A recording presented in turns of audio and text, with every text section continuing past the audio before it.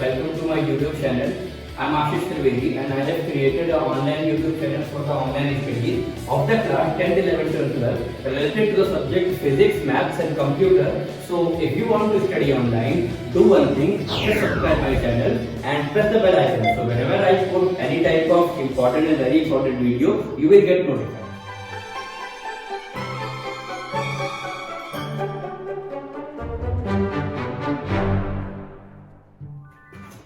Okay guys, welcome back in another video of chapter set. It's the part 2. तो part 1 में हम लोगों ने पढ़ा था कि सेट क्या होता है, सेट के टाइप्स क्या होते हैं, उससे आगे चलिए शुरू करते हैं। देखिए यहाँ पर कुछ काइंड्स भी होते हैं सेट के, जैसे हम लोगों ने टाइप्स पढ़े थे फाइनाइट और इनफाइनाइट और वगैरह, तो वैसे ही कुछ काइंड्स भी होते हैं। तो उन काइंड में सबसे पहले आता है उसका सबसेट। कोई भी सेट किसी भी सेट का सबसेट हो सकता है, लेकिन उसको कुछ कंडीशंस फॉलो करनी पड़ती है। क्या कंडीशंस होती हैं? देखिए कोई भी सेट ए, हमने बताया था आपको कि कोई भी सेट को हम लोग कैपिटल से ही रिप्रेजेंट करते हैं। तो अगर कोई सेट इस प्रकार से लिखा हुआ है नोटेशन में, अगर हम इसको नोटेशन में इस प्रकार से लिखें तो हम ये कहेंगे कि कोई भी एक सेट जो है वो दूसरे सेट का सबसेट है। और ये कैसे हो सकता है? देखिए मान लीजिए अगर हमारे पास कोई एक सेट में 1 2 3 4 एलिमेंट है और मान लीजिए दूसरा कोई सेट बी है जिसके अंदर अगर वो उसका सबसेट है तो उसके अंदर वही सारे एलिमेंट होने चाहिए जो इसके अंदर है। ऑर्डर मेंटेन मैनेज नहीं करता, ऑर्डर आप आगे पीछे कर सकते हो। जैसे मान लीजिए अगर 4 3 1 2 इसके अंदर लिखा हुआ है तो आप देख रहे हैं कि सेट ए में जो एलिमेंट्स हैं as it is set B में एलिमेंट्स हैं। तो इस वजह से हम ये कह सकते हैं कि ए जो है वो बी का एक सबसेट है। क्लियर? अभी नेक्स्ट बात करते हैं प्रॉपर सबसेट। तो प्रॉपर सबसेट में मान लीजिए यही एक एग्जांपल लेते हैं। पहले तो प्रॉपर सबसेट का नोटेशन इस प्रकार होता है, A is the subset proper subset of B. लेकिन इसमें और इसमें फर्क है। जैसे मान लीजिए यहां पर ए में ये एलिमेंट्स थे, इनमें से अगर मैं ये एलिमेंट्स गायब कर दूं, केवल 1 और 2 बचे, तो 1 और 2 तो इसके अंदर भी आता है। तो इसका मतलब ये है कि ए के जो एलिमेंट्स हैं वो बी में अवेलेबल है। तो इसीलिए इसको हम लोग क्या कहेंगे? Proper set. क्लियर हुआ? फिर नेक्स्ट बात करते हैं सुपर सेट। ओके, तो हम समझते हैं कि अब सुपर सेट क्या होता है। देखिए हम लोगों ने प्रॉपर सबसेट पढ़ा जो कि A is a proper subset of B। इसी सिंबल को अगर हम रिवर्स कर दें, मतलब अगर B is a super set of A, मतलब सिंपल सी बात ये है कि जो सेट होगा वो छोटा होगा और जो सुपर सेट होगा वो हमेशा बड़ा होगा। अभी इसको हम एक एग्जांपल लेकर समझते हैं कि कैसे होगा। जैसे मान लीजिए अगर ए के अंदर कोई एक सेट लिया और उसके अंदर 2 एलिमेंट है 1, 2 और दूसरा एक सेट ले लिया बी जिसके अंदर 1, 2, 3 है, तो हम ये कह सकते हैं कि A is a proper subset of B. और इसी को अगर रिवर्स कर दे तो हम ये बोलेंगे बी जो कि बड़ा सेट है, बड़ा सेट सुपर सेट है छोटे सेट का। मतलब सुपर सेट हमेशा बड़ा होगा और जो प्रॉपर सबसेट है वो हमेशा छोटा होगा। नेक्स्ट बात करते हैं पावर सेट की। अब मान लीजिए अगर हमें ए का ही पावर सेट निकालना है तो ए के पावर सेट को हम लोग P ऑफ A से रिप्रेजेंट करेंगे। इस प्रकार से इसको लिखा जाएगा और इसके अंदर हम लोग हर ये जो सेट है इस सेट के सारे सबसेट्स को लिखेंगे, मतलब जो कि उनके एलिमेंट्स को लेकर बनेगा।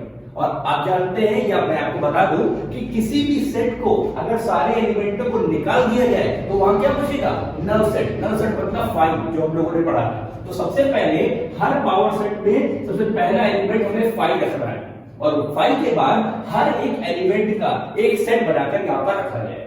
देखिए तो यहां पर हमने 1 को रख दिया, हमने 2 को रख दिया और 1 और 2 दोनों को अगर मिक्स कर दिया जाए तो भी एक सेट बनेगा। मतलब हमें जितने भी पॉसिबल सेट होते हैं वो सारे के सारे बनाकर उसे लिख देना होता है और वो कहलाता है पावर सेट। मतलब अगर हम डेफिनेशन की बात करें तो हम ये कहेंगे कि किसी भी एक सेट के सारे सबसेटों का जो सेट बनता है उसे हम पावर सेट कहते हैं, जो कि हमने इस तरीके से किया। अगर हमें बी का बनाना होता तो पहले हम 5 लिखते 1 2 3, फिर 1 2 2 3 3 1 और 1 2 3। तो ये जो टोटल बनता इतना बड़ा सेट वो पावर सेट कहलाता है।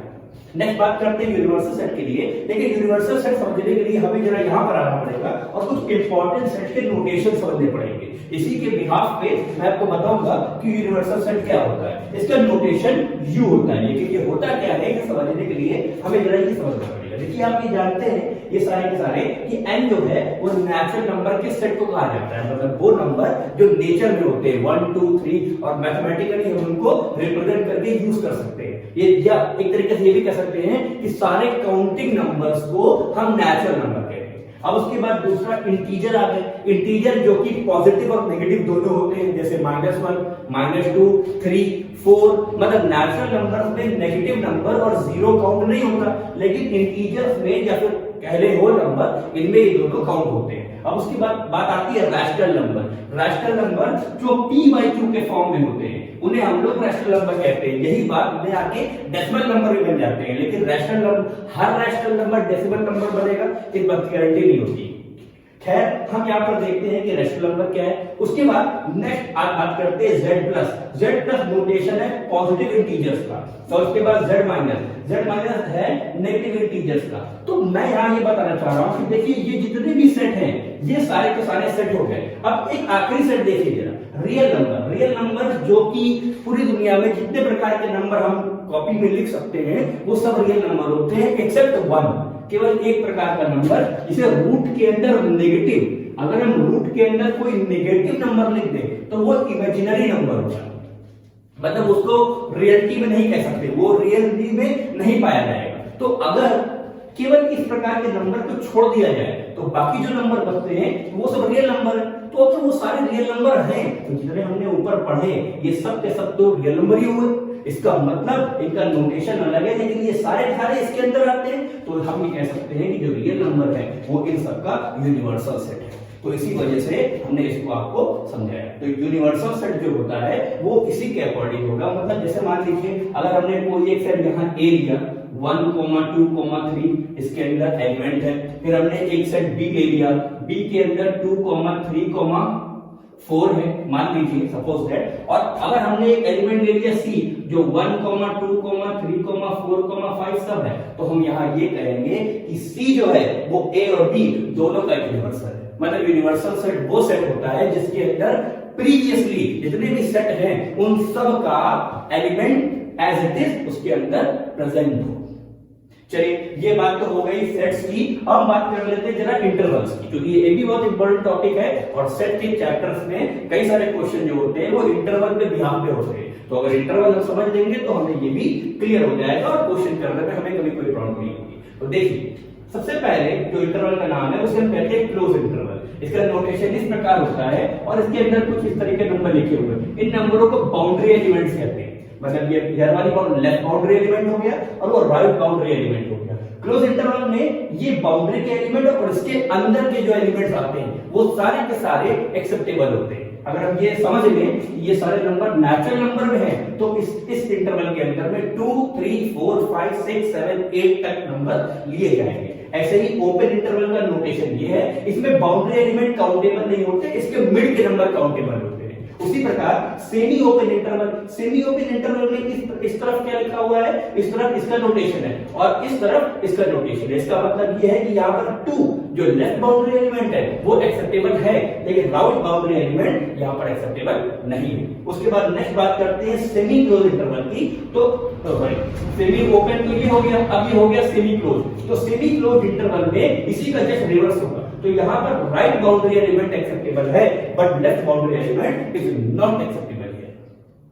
Is it clear? तो ये हमारा सेट का पार्ट 2 था जिसमें हम लोगों ने सेट के काइंड और कुछ इंटरवल्स और कुछ इंपॉर्टेंट सेट के नोटेशंस पढ़े। अब इसका नेक्स्ट, अगर आपने सेट का फर्स्ट पार्ट नहीं देखा है तो ये ऊपर आई बटन पर क्लिक करके आप उसको देख सकते हैं। इसके बाद इसका एक थर्ड पार्ट मैं और इसमें अपलोड करूंगा जिससे कि सेट का पूरा टॉपिक आपको क्लियर हो जाएगा। बिल्कुल एक्सप्लेन करते हुए मैंने आपको सेट का पार्ट 1, पार्ट 2 और एक वीडियो जो और आने वाला है पार्ट 3, इन तीनों पार्ट्स में मैंने सेट को पूरी तरीके से इलैबोरेट किया है। आपका कोई भी क्वेश्चन सेट से रिलेटेड जो होगा वो हर तरीके से क्लियर हो जाएगा। ओके।